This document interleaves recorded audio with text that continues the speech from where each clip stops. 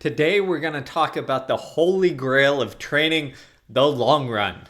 We're going to bust some myths, talk about how often you should do a long run, how long it should be, what its purpose is, and really dialed in for training for everything from mid-distance all the way up to the marathon or even further if you'd like. So that's what we're going to do. So let's jump right into it. So in a past video I did on the history of endurance training, you might remember that in the early 1900s that people did long walks, literally hours upon hours upon hours of walking. This is how they built the base. This is also the origin of the long run. So early on, long walks served as that purpose. People really didn't do long runs as we think about them now. Until we get into the 1920s and 30s and especially 40s and then really 50s and 60s, do we start seeing longer runs become a staple? And particularly a long run, a weekly long run being the staple. That really occurred in the 1960s thanks to Arthur Lydiard, kind of the godfather of modern endurance training, who had a weekly long run from basically beginning of the training until the end.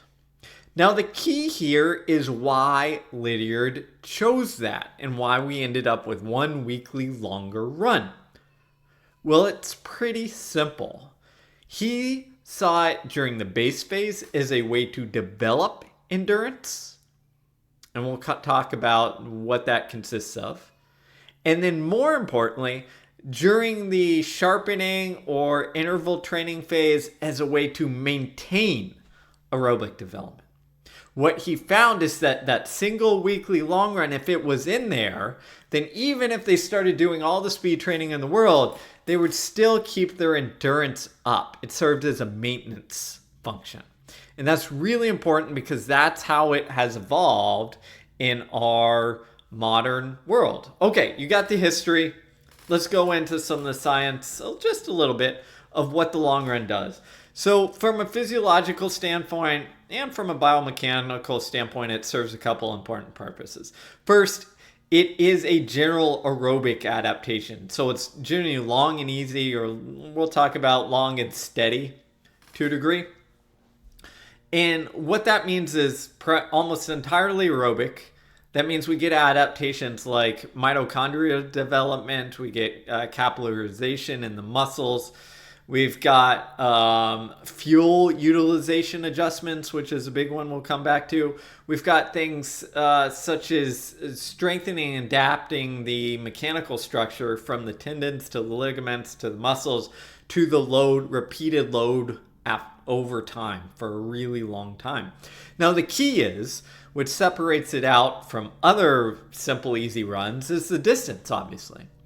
And what Lydiard thought originally, he said, hey, I got this theory. If we go longer, it's going to deplete some of the muscles and I'm going to get more from bang for my buck in terms of training aerobically that I don't get with just running an hour every day. And it turns out he was largely validated.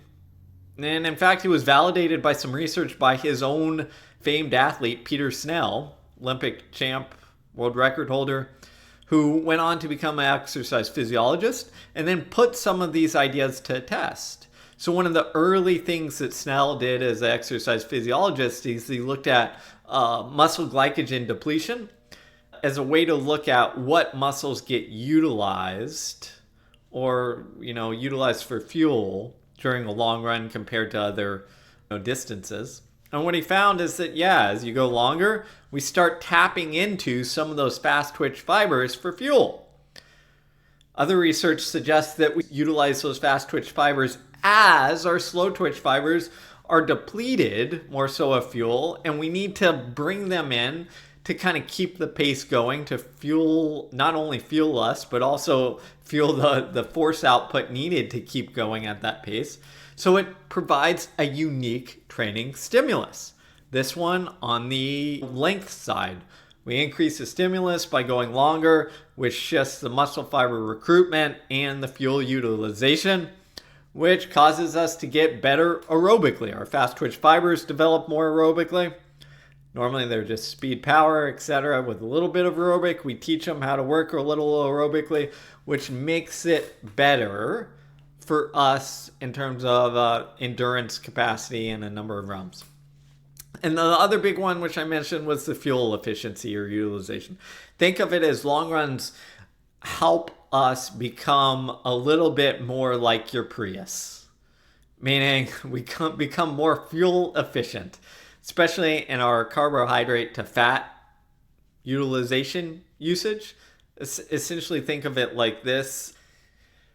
The more fat we kind of use at a pace, we spare that glycogen so that that tank lasts longer. But the problem is fat doesn't work very efficiently at higher speeds, so we have to tap into that glycogen.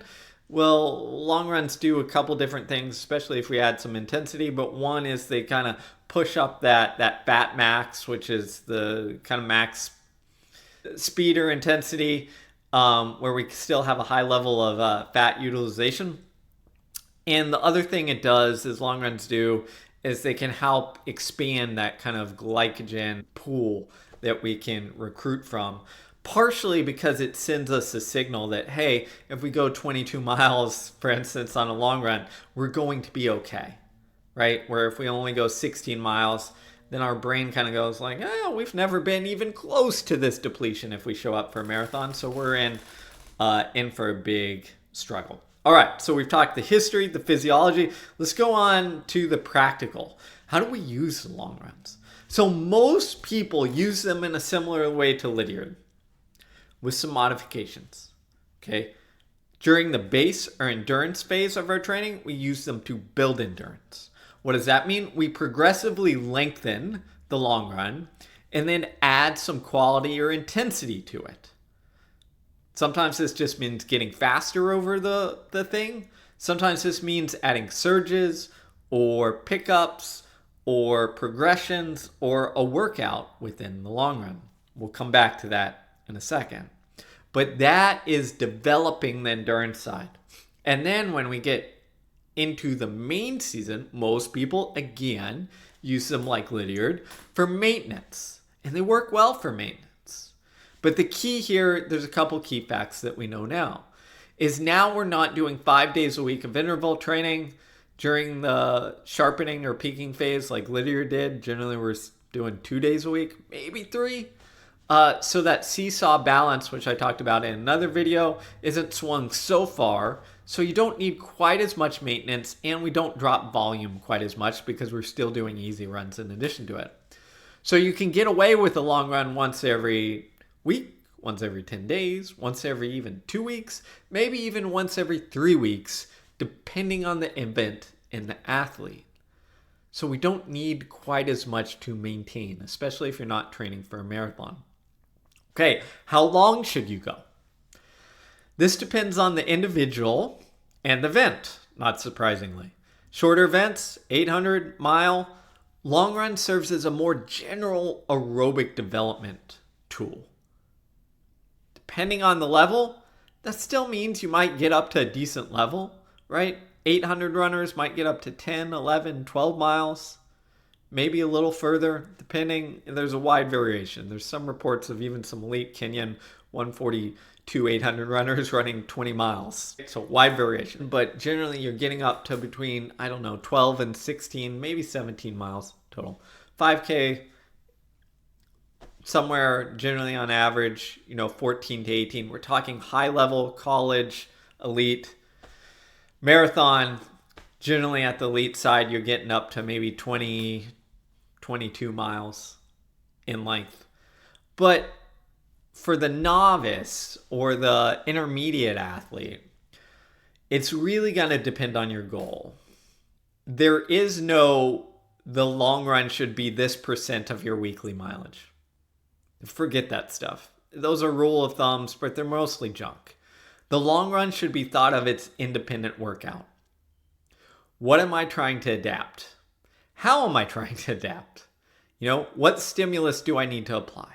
If I'm training for a marathon, even if I'm on a low volume program, I'm going to have to get the long run up. Maybe not to the 20 or 22 of an elite, but somewhere pretty dang high, which is going to be a higher percentage of my volume.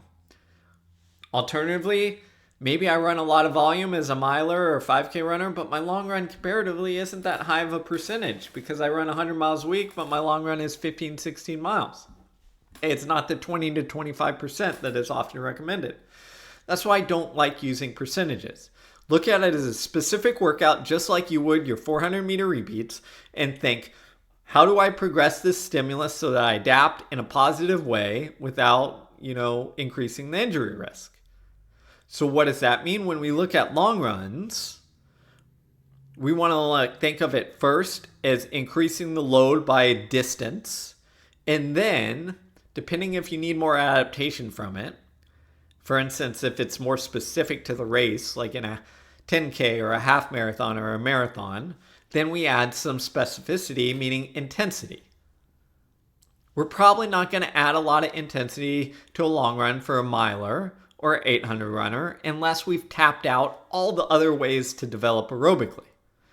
And then we might start with pickups or a nice progression, right?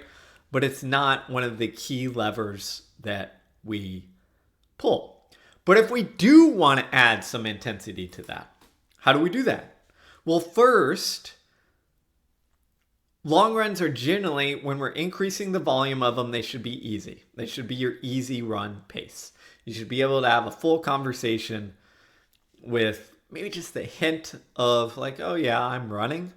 But it should be kind of like I'm talking right now. Maybe a little harder breathing, but not too much. So full conversation, easy. That's it. As you're increasing volume, keep it easy. At some point, if you want to add intensity to it, then we start looking at making a portion of that what I'd call steady. Meaning maybe the last, mile or two, you pick it up. You still can talk, you still have a conversation, but you're working just a little bit. Okay? Other ways to introduce intensity is do what I'd call pickups or surges. Why would we do these? If you do them in the last couple miles, there's a couple reasons. First, they force kind of recruitment of a little bit more fast twitch muscle fibers because you're picking up the pace, meaning force requirement goes up. You recruit a couple fast twitch fibers. It's not really that hard of a workout because it's in the middle of the long run. So you're just kind of recruiting them and then get to train them a little aerobically. This would be something like, in the last couple miles doing 8 by 30 seconds hard with 1 minute easy in between. And that 30-second hard could be at 10K pace, right? Maybe a little faster, but something manageable for 30 seconds. We could expand that to minute on, minute off, etc. But you get the gist. What we're doing is we're adding surges or pickups there. If we want to focus aerobically, especially specifically for half marathon or marathon, then what we need to do often is include some quality in there that gets us closer to high-end aerobic paces where we can really push that aerobic adaptation.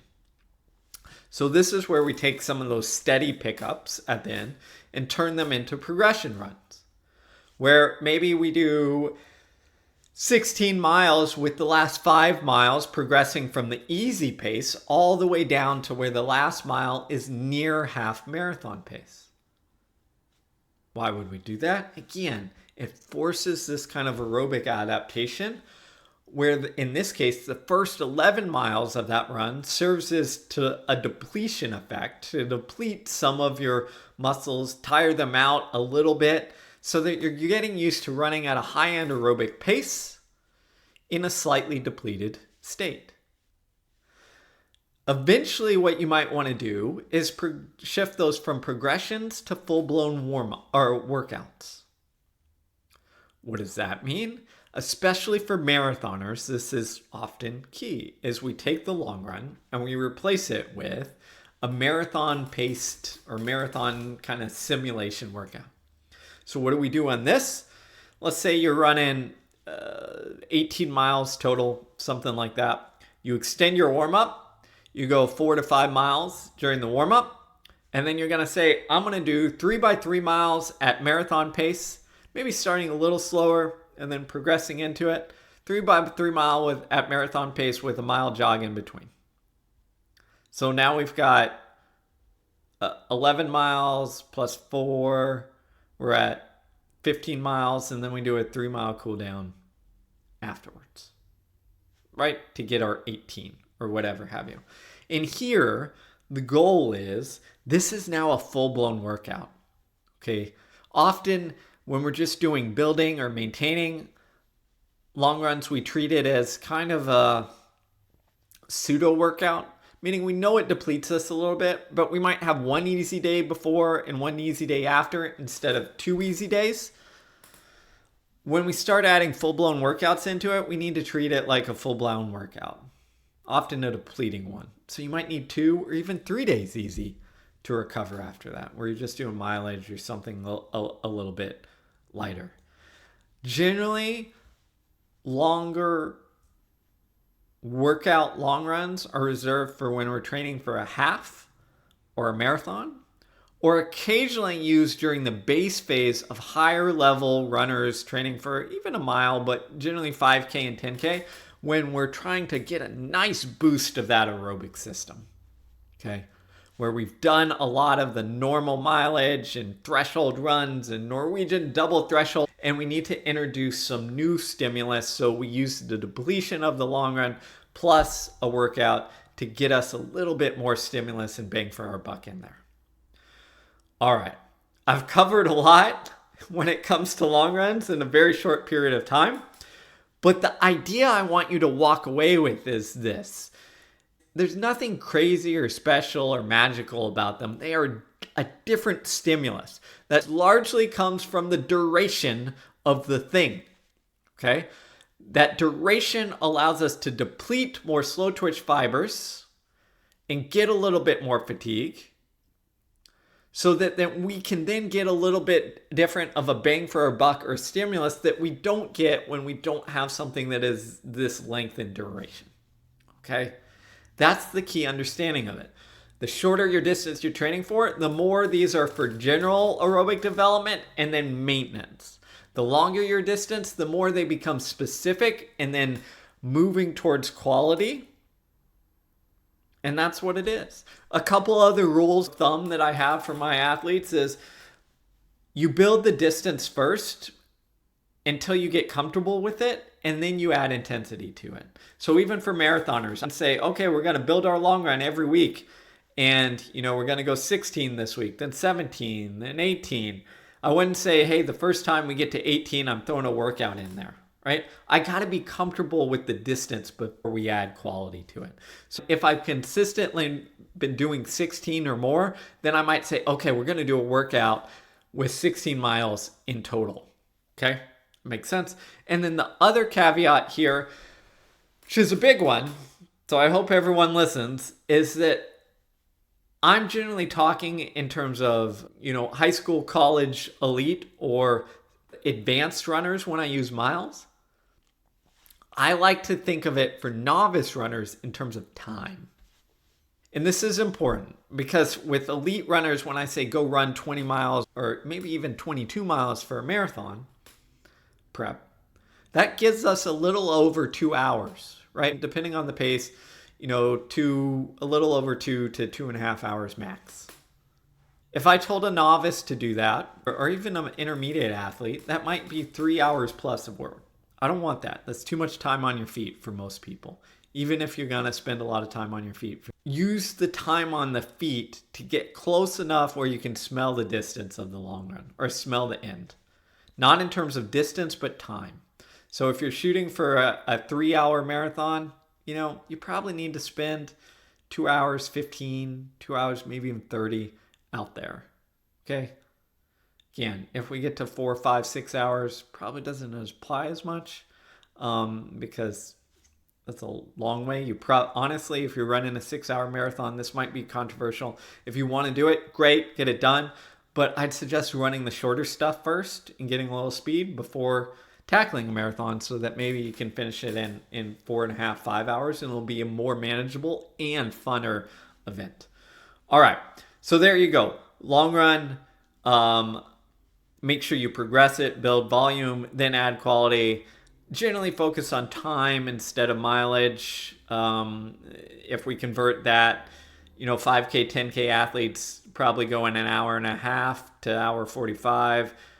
elite level marathoner, probably, consistently 2 hours or around there, plus or minus a little bit. 800 or lower distance or miler, maybe hour and 10 to hour and 40, depending on, level, etc., etc., etc. But you get the idea. All right, so there you go. If you haven't yet, check out the rest of my channel. I appreciate everybody listening, subscribing, following along. I'm going to cover a lot of different things. We've got some in the works on biomechanics, workout development, Norwegian threshold training, some comparison of the, some health influencers and podcast protocols they've sent me on, their training for endurance or health and longevity. We're going to break it all apart. So from novices to elites, we're just going to cover it because I've got, 20 years of coaching at high school, college, Olympic level, exercise physiology masters, did some PhD work before deciding that sucked and didn't want to do it. And I ran pretty fast myself. So this is my niche.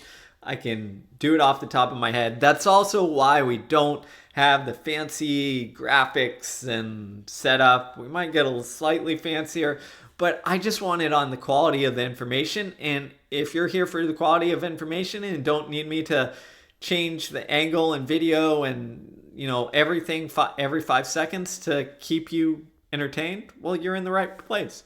And if you like the work, I just ask if you support it. So this is my new book coming out soon.